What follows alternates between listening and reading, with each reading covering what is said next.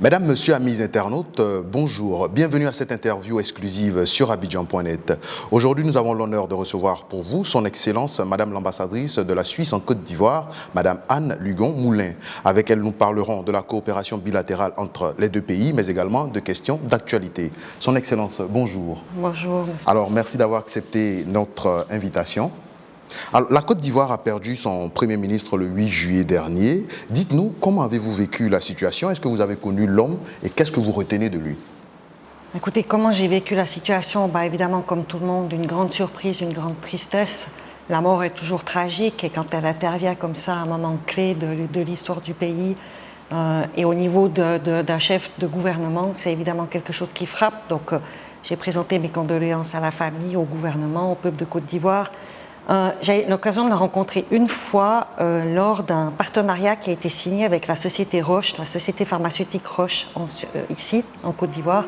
On avait eu une belle discussion avec le président du conseil d'administration de Roche, qui était venu exprès en Côte d'Ivoire depuis Bâle, le Premier ministre et moi. On avait signé ce partenariat, c'était, je crois, à la fin de l'année passée. J'ai le souvenir d'un homme jovial, engagé et très chaleureux dans ses contacts.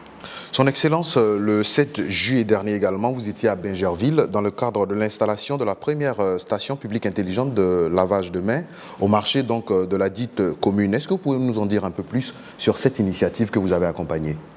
En fait, à partir du moment où il y a eu cette crise Covid qui a émergé en Côte d'Ivoire, on a redirigé une partie de nos actions d'ambassade sur la gestion de cette crise, surtout en matière de prévention, vu la modestie de nos moyens.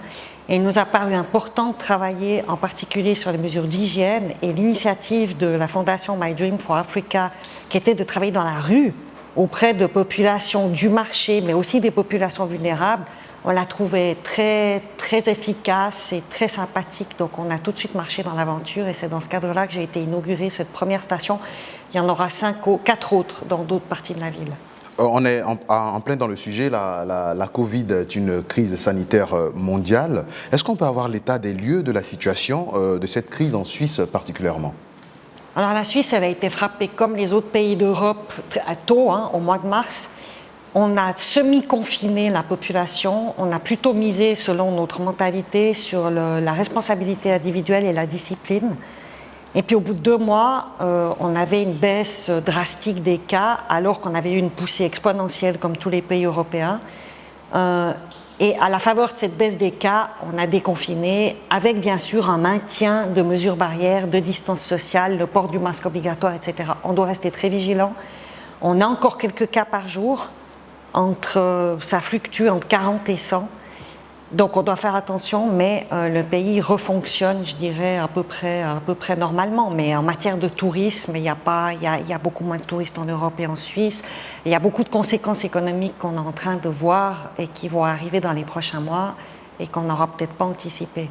Mais je dirais, sur le Covid lui-même, on a vraiment bien géré cette crise et les gens ont joué le jeu, ce qui n'était pas gagné. On l'a dit, l'ambassade de Suisse a accompagné également certaines actions de lutte contre cette pandémie en Côte d'Ivoire. L'ambassade de Suisse a également procédé au rapatriement de la plupart de ses ressortissants en Côte d'Ivoire pendant cette crise. Dans quelles conditions s'est déroulée donc cette opération? Alors, je précise une chose, des ressortissants suisses, mais voyageurs. D'accord, les Suisses qui habitent ici en Côte d'Ivoire depuis 20, 30 ou même 5 ans, très peu ont quitté le pays. Ceux qu'on a rapatriés, c'est les gens qui étaient bloqués, qui étaient en mission, qui étaient en touriste, qui étaient pour tout motif de voyage en Côte d'Ivoire, qui pouvaient tout à coup plus rentrer parce que les frontières étaient bloquées, il n'y avait plus de vols commerciaux.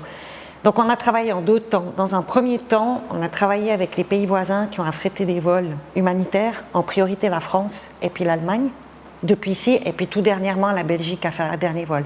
Et puis à fin avril, on a eu notre propre vol suisse, affrété par notre gouvernement, qui a pu prendre les derniers qu'on n'avait pas réussi à mettre, et puis on a aussi pris des citoyens européens, puisqu'on avait travaillé en très bonne harmonie, en très bonne collaboration avec les collègues européens, on a rendu l'appareil à fin avril. Alors, on va totalement changer de sujet pour parler d'environnement et d'action sociale maintenant. La Suisse est présente en Côte d'Ivoire depuis 60 ans dans le cadre de cette coopération entre les deux pays. La Suisse est également fortement impliquée dans les questions liées à l'environnement. On a par exemple le Centre suisse de recherche scientifique et également d'autres actions dont le jardin botanique. Vous pouvez revenir donc sur ces actions principales que la Suisse mène au niveau de l'environnement en Côte d'Ivoire. Bon, je dirais le Centre suisse de recherche scientifique, il a un mandat beaucoup plus large que l'environnement. Il y a aussi des questions animales, de biodiversité, de recherche sur les maladies tropicales, donc aussi en partie médicale. Et ce Centre suisse, on l'a depuis 1957. Il est en partie financé par la Suisse, en partie financé par l'État ivoirien, et sinon sur mécanisme d'appel à projet. Et c'est pour nous un partenaire excessivement important dans l'esprit des relations bilatérales suisse-ivoiriennes. En parallèle à ça, on a quelques actions en matière de protection d'environnement, mais on aimerait bien faire plus parce que c'est un sujet d'actualité prégnante ici. Alors vous avez mentionné le jardin botanique, il y a eu une collaboration qui a malheureusement été stoppée à cause du Covid, entre le Jardin botanique de Genève et le Jardin botanique de Bagerville, aussi avec Divaux, un jardin à Divaux, sur les palmiers et les différents types de palmiers qu'on trouve en Côte d'Ivoire et les rôles de ces palmiers. Donc on a quelques actions de niche comme ça, sur des questions environnementales. On en aura peut-être à venir sur les déchets aussi, la gestion des déchets. J'aimerais faire beaucoup plus, mais nos moyens sont malheureusement limités. Justement, parlant de faire beaucoup plus, est-ce que vous pouvez lever un coin de voile sur les prochains projets dont la Suisse voudrait prendre part en Côte d'Ivoire, par exemple? Bon, on a toute une série de projets qui ont été, vous l'avez dit vous-même, on a rapatrié nos ressortissants voyageurs, donc on n'a pas fait le travail qu'on fait d'habitude. On avait toute une série de projets culturels, d'artistes qui devaient venir ici ou d'artistes qui devaient partir en Suisse. On avait des ouvertures de projets aussi dans les autres pays, pas la Côte d'Ivoire, mais aussi ici, soit avec le secteur privé, soit avec des ONG. Tout a été annulé. Donc espérons qu'on va reprendre ça à l'automne, mais ça suppose aussi que les gens voyagent, voilà, et tout ça reprend lentement au niveau mondial. Donc on ne sait pas trop sur quel pied on va danser pour l'avenir. Mais ce qui est certain, c'est que certains projets culturels, notamment dans le cadre de la francophonie, parce que ça a été annulé ici par le gouvernement de la Côte d'Ivoire la semaine de la francophonie au mois de mars.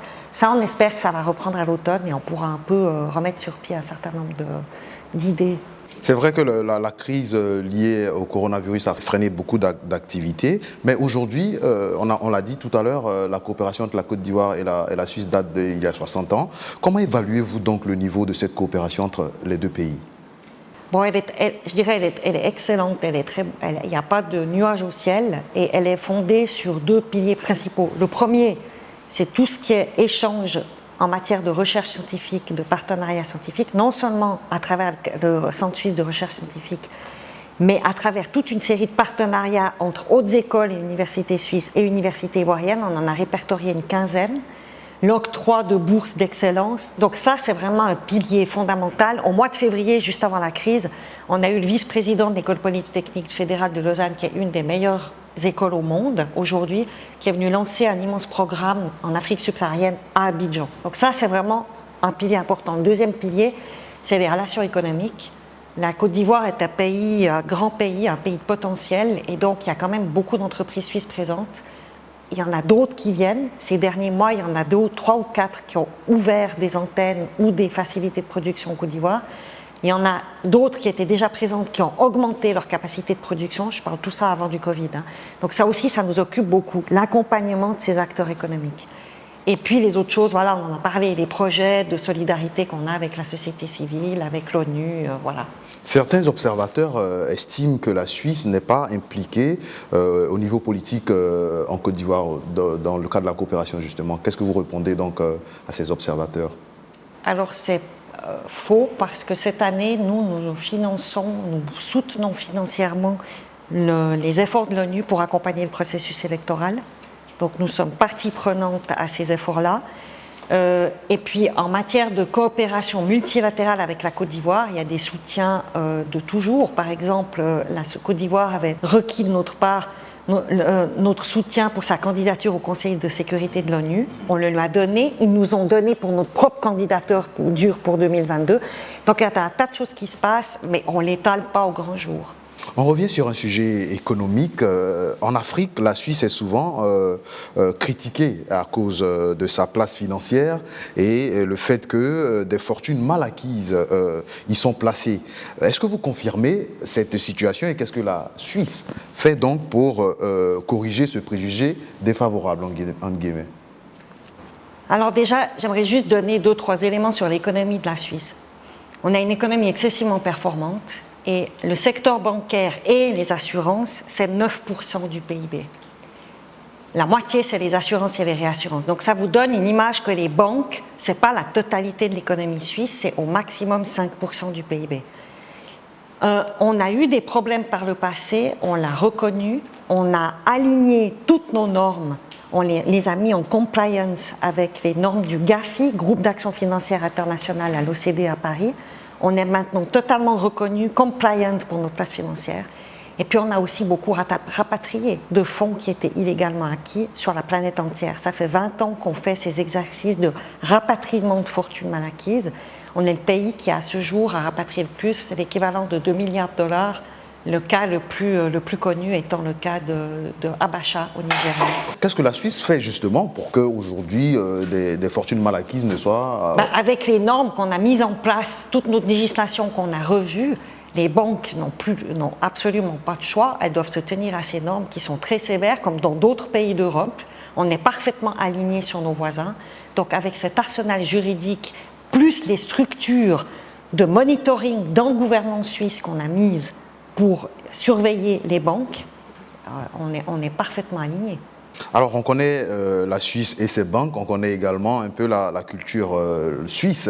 La question initiale c'était de nous présenter la Suisse en 2 mots, mais pour coller à l'actualité, il faut rappeler que ce mercredi 1er août, comme chaque année, depuis 1891, les Suisses célèbrent la fête nationale.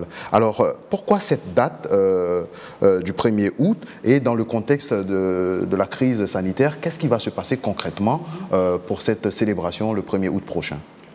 Alors, ce n'est pas 1891, c'est 1291. Ça veut dire 730 ans à peu près d'existence. Le 1er août 1291, 3 cantons, donc 3 régions de la Suisse, de ce qu'est la Suisse aujourd'hui, mais à l'époque, il n'y avait que 3 petits cantons, se sont mis ensemble et ont signé un traité de paix et d'assistance mutuelle. Et ça, c'est le début, la naissance de la Suisse. Dans la partie alémanique, dans des cantons de montagne. Et puis, jusqu'à il y a 200 ans en arrière, il y a plusieurs cantons qui se sont ajoutés petit à petit au fil de l'histoire, au fil de notre histoire, de l'histoire de l'Europe. Plusieurs régions qui entouraient ces 3 cantons sont venues s'ajouter à la Suisse. Donc c'est une mosaïque qui est venue se construire pratiquement jusqu'à 1802, où là, c'est Napoléon qui a mis une partie de ce qu'est aujourd'hui la Suisse romande, qui était à l'époque dans la Savoie française, l'a mise dans la Suisse. Et c'est très important de comprendre cette logique, parce que c'est une logique du bas en haut. Donc l'État central, moi je suis une fonctionnaire de l'État central, l'État central en Suisse a très peu de pouvoir. Le pouvoir, il est donné aux cantons, voire même aux communes. Les impôts sont levés à 80% au niveau des régions et des communes et à 20% seulement au niveau de l'État central. Donc on a un partage du pouvoir extrême dans le pays entre les différents niveaux de gouvernement, entre les différents groupes linguistiques. Et c'est ce qui nous donne probablement cette grande stabilité qu'on a connue. Touchant du bois, c'est jamais garanti, hein, il faut toujours veiller parce qu'il faut être vigilant. Mais c'est une construction du bas en haut qui est totalement décentralisée et fédéraliste. Et puis, l'autre caractéristique principale de la Suisse, c'est sa démocratie directe. Vous savez sans doute que n'importe quel citoyen, s'il a une idée, bonne ou mauvaise, il récolte 100 signatures, 100 000 signatures par contre, qui soutiennent cette idée, et la population devra voter. Donc on vote 4 fois par an sur une multitude d'objets. Une fois, on a même dû voter sur l'abolition de l'armée, parce qu'un groupe de citoyens avait estimé qu'il fallait peut-être abolir l'armée. Donc moi, j'avais pas encore 18 ans à l'époque, j'ai pas pu voter, mais j'aurais pu dire il faut abolir l'armée. Et si le plus important, c'est que si la population dit oui ou non à un objet, c'est le gouvernement après qui suit et qui doit mettre en œuvre. Donc le pouvoir à la population, il est extrême. Il est vraiment, c'est un système tout à fait particulier qui fonctionne aussi peut-être parce que c'est un petit pays. Et voilà, c'est des mécanismes de partage du pouvoir qui sont au centre de l'histoire de la Suisse. Et le 1er août, c'est un peu la fête de tout ça, la fête de cette création de ces 3 petites entités qui ont décidé de se mettre ensemble, puis après des autres qui se sont mis, puis voilà, on a 4 langues, on doit se débrouiller entre nous, aussi plusieurs religions, et on essaie de faire en sorte que tout ça, ça marche. Cela dit, il n'y aura pas beaucoup de célébrations du 1er août à cause du Covid. Hein, on a entendu parler d'une initiative digitale. Oui, alors ici, il y a un site internet qui sera mis en ligne, dont le nom, je peux vous le donner après, est en italien. Où là, il y aura différentes photos, des recettes de cuisine, de mets traditionnels, il y aura des cours de yodel, des choses comme ça. Pour découvrir un peu plus la culture suisse. Pour nous, voilà, pour faire un peu connaître ça, mais c'est tout virtuel. Nous, à l'instar des autres pays d'ailleurs ici, hein, il n'y a plus de fête nationale depuis le mois de mars. Nous, on ne va pas fêter notre fête nationale le 1er août, c'est clair. Ça va être que virtuel. Il y aura un petit discours sur les réseaux sociaux et voilà. En tout cas, de façon anticipée, toute l'équipe d'Abidjan.net souhaite très bonne fête nationale à tous les Suisses en Côte d'Ivoire et partout dans le monde. Alors, Son Excellence, vous êtes présente en Côte d'Ivoire depuis plus d'1 an environ. Un petit peu moins d'1 an. Très bien. Alors, depuis que vous êtes en Côte d'Ivoire, c'est la dernière question. Qu'est-ce qui vous a marqué le plus? Qu'est-ce qui vous a le plus étonné, que ce soit au niveau culturel, au niveau culinaire ou tout autre secteur? Qu'est-ce que vous retenez? Alors écoutez, en termes culinaires, j'aime beaucoup la tieke et la loco. La loco, c'est banane plantain, j'adore, il y a dans d'autres pays d'Afrique, mais je dois dire ici, c'est vraiment fait d'une manière que j'apprécie énormément. J'aime beaucoup ce pays, j'aime beaucoup l'océan. Moi, je viens d'un pays de montagne, qui est entouré de montagnes, qui n'a pas d'accès à la mer. Et c'est toujours beaucoup d'émotions et de joie quand j'ai l'occasion de m'échapper et d'aller à Grand Bassam ou à Assini pour voir l'océan. Et juste regarder les vagues et regarder l'horizon, ça me donne beaucoup, ça calme aussi beaucoup. Et puis la musique est évidemment belle, le pays est chaleureux et l'hymne national de la Côte d'Ivoire, avant le Covid, on avait beaucoup de fêtes nationales de différents pays où on joue toujours les 2 hymnes. L'hymne national de la Côte d'Ivoire est très belle. Merci beaucoup. En tout cas, nous sommes très heureux de vous accueillir en Côte d'Ivoire et espérons que votre mission se déroule dans de très bonnes conditions. Mesdames, Messieurs, amis internautes, nous avons eu beaucoup de plaisir à recevoir pour vous son Excellence, Madame l'ambassadrice de Suisse en Côte d'Ivoire, Madame Anne Lugon-Moulin, avec qui nous avons bien entendu parler de la coopération entre la Suisse et la Côte d'Ivoire. Merci de nous avoir suivis.